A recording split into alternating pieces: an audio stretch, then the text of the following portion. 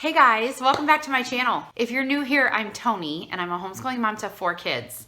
I'm going to be sharing with you today the goals that I have set for our homeschool for the year 2021 to 2022. So if you want to hear what our homeschool goals are, then stay tuned. So this video is a collaboration hosted by Ashley over at Joyful Noise Learning.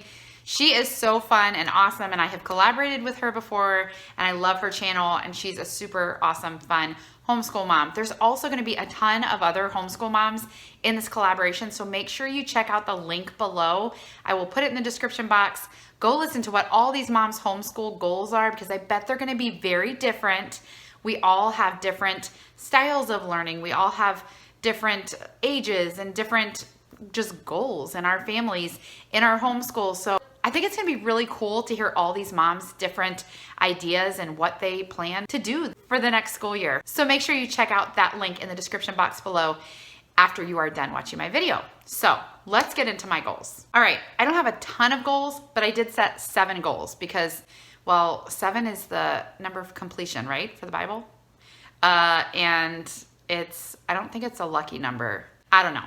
I didn't want to overwhelm myself with a lot of goals, like, 20 goals for our homeschool, but I want to set goals and make sure they're attainable and make sure they're things that are going to help our homeschool, help me grow as a homeschool mom and my kids grow and us grow together as a family. So that is kind of what I kept in mind when I set these goals. So the first one is pretty obvious if you are a Christian homeschool mom, but it's not always the easiest. So the first goal that I would like to set and make sure I stick to and get really, really good at is making sure that we start each day with prayer and with Bible time. Now, that's easy enough to say. It's pretty easy to do, but the little thing that I want to say at the end of that is no matter what time we start our day. So if you start your day at 8 a.m., well, we never start a day at 8 a.m. If we start our day at 9 a.m., it's pretty easy to start with prayer. Everything's calm. We do our Bible time. We make sure we have time for devotions and all that stuff. But if the day gets crazy, or let's say all of a sudden, we have to go run and do something in the morning, and then we get back and we don't really get started until like 10:30, 11 o'clock, or we have a doctor's appointment in the morning. This happened the other day. I had a doctor's appointment in the morning. We didn't get started till 1:30. My temptation is, okay, it's really late in the day. Let's do math first. Or let's get this subject done because we really need to do this. No, I'm trying really hard no matter what time we start. If we're only going to get a couple subjects done, I got to make sure we do prayer and Bible time together every single day. So that is number 1. So number 2 is a goal that I have set before and I usually fail, but I'm not going to stop setting goals. Here's the thing. If there is something that you're really not good at, I still think it's good to keep setting that goal to get better at it. So number 2 for me is to be more consistent with read alouds. I love reading. I love reading books to my kids. I love it when they're reading, and I really want to encourage this lifestyle of learning and just this love of reading in our homeschool. But when it comes to actually doing read alouds, so many times I put that off at the end of the day and then we don't get to it. So that is something that I'm writing in, I'm scheduling in. I have failed a little bit already, and we're a few weeks into our school year, but I'm going to keep trying. So that is a goal. I'm really going to try to get better at being consistent with our read alouds because I really think that is important. So number 3 is something that sadly I have struggled with, and I didn't even realize I was struggling with over the last year or so, really over the last couple years probably, and that is spending time with my youngest. A lot of times when you have multiple kids, it is so easy to, especially when your older kids start to get into these higher level grades or they need more things, you're like, that's more important. You go play, or you go watch this learning show or whatever. 2 years ago, that was something that I did a lot because I felt like the girls needed that time and it was more important, and he was little, and his schoolwork really didn't matter at that point because he was young. And so he kind of got the short end of the stick. And I don't want to do that anymore. So my little boy, who is in kindergarten this year, I'm making sure not just am I doing his workbooks, because that is something that I could be like, oh, I spent time with him. I did his workbook with him today. No, I mean reading books, just me and him, doing Bible time with just me and him, spending some time playing with him, mom and him. Because when my girls were little, I spent plenty of time playing with them, one-on-one, or me with a couple of them. But now that I'm older and I have a whole lot more on my plate, I don't play with him. I don't read to him as much as I want to. So that is a huge goal. I really want to give him some dedicated mommy son time, and I really think it's important. So that is number 3. Okay, so number 4 is major for me. So number 4 is I am going to take the time to do the art projects, the crafts, the lengthy activities, things that I would normally skip or say, we'll do that at the end of the day if we have time. And then I know we're not gonna have time, or I know I'm gonna be too tired or whatever.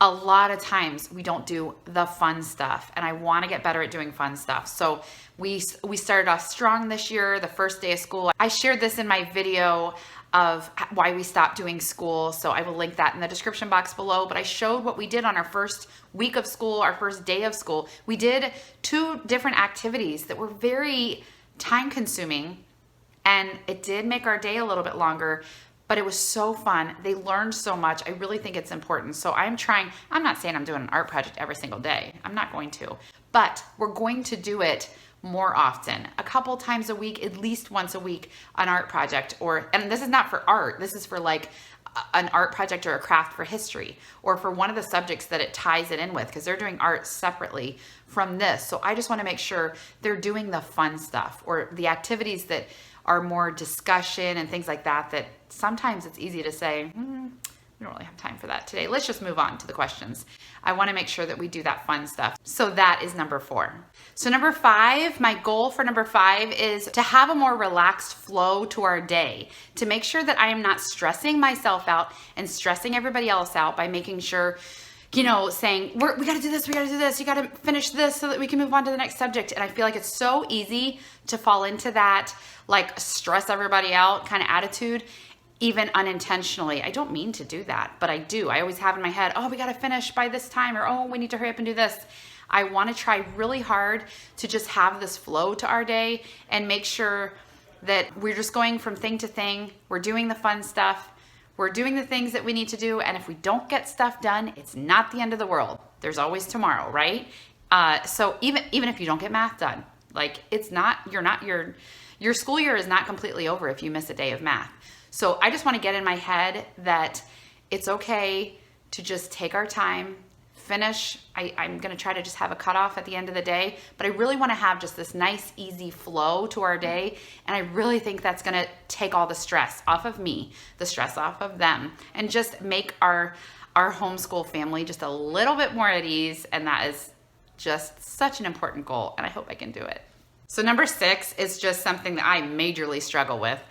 I have set the goal to stay on top of grading, like just grading their seat work for the day, the work that they do. I don't mean like giving grades like, A, B, C, just actually checking their work and making sure it's done, because my biggest struggle is I've got 4 kids, so I'm bouncing from kid to kid throughout the day. So I have not ever figured out how to really grade their stuff like as soon as they finish it. I've heard some people say they do that, but when you've got 4 kids and you're pulled in different directions, it's really hard to do that.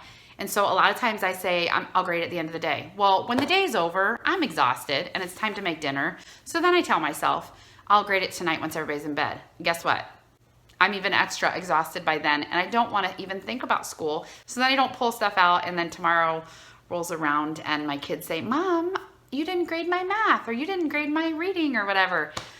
I really need to get better at that. So I'm going to figure out the best time to grade their stuff. I'm going to try to do it as soon as they finish and just kind of squeeze that in there if I can.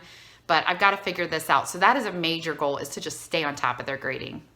Okay, so I've saved the best for last. Number 7, my goal is to just be more patient when they're not getting something. Now, a lot of times this falls in the math category, because a lot of times there's a concept that they're just not getting. I have explained it really, I feel like the best way I can explain it, and then I keep trying to explain it, or I get frustrated that they're not getting it, and then they get into tears. Okay, I'm going to stop and set it aside before the tears come. So that is the goal, is just to make sure I pray for patience. You know, when I was a kid, my mom always was like, don't pray for patience because the Lord will test you. Well, guess what? I think you really do need to pray for patience, especially as a homeschool mom. So don't believe that lie. I really need to pray for patience. I need to practice patience with my kids. And when I see that they are struggling with something, I need to put on the patient hat and be the sweet, calm mom. And if they don't get it, I'm going to set it aside, and it's going to be something that either we'll pick up later when their emotions are calmed down and everything's okay, or we'll save it for when daddy can help when he gets home, and maybe he can explain it in a better way. So that is definitely a major, major goal for number 7. So that's it, guys. Those are my 7 goals for the homeschool year of 2021 to 2022. So I'm really excited. I really think these are all attainable. I don't think any of these are crazy, outlandish, ridiculous goals. These are things that I want to do. They're going to better me as a homeschool mom. They're going to better my family as a homeschool family and a unit that works together. And I really think it's going to make things just easier and a better flow and more enjoyable. I just want to enjoy our homeschool year. And a lot of times mom adds all that extra stress when it's so unnecessary and takes out the fun when it's also unnecessary. So I got a lot of goals that I'm going to work on, and let's see if I can do it. I know I can do it. And with the Lord's help, with prayer, and just with determining in myself that this is what I'm going to do and I'm going to work on it, I know I can do it. So I'm really excited to hear what all these other ladies have set as their goals for this year.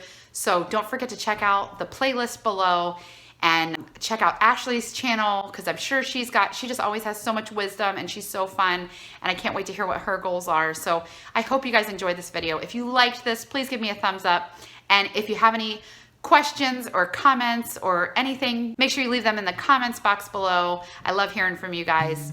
So I will see you guys next time. Thanks for watching. Bye.